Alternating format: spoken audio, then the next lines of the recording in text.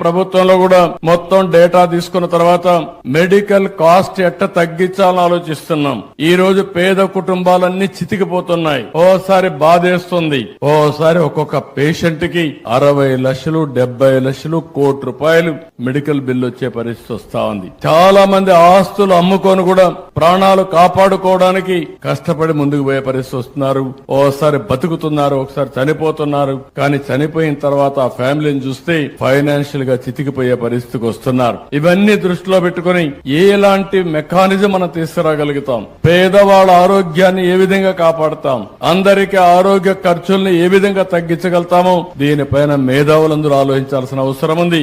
నేను కూడా ఆలోచిస్తున్నా.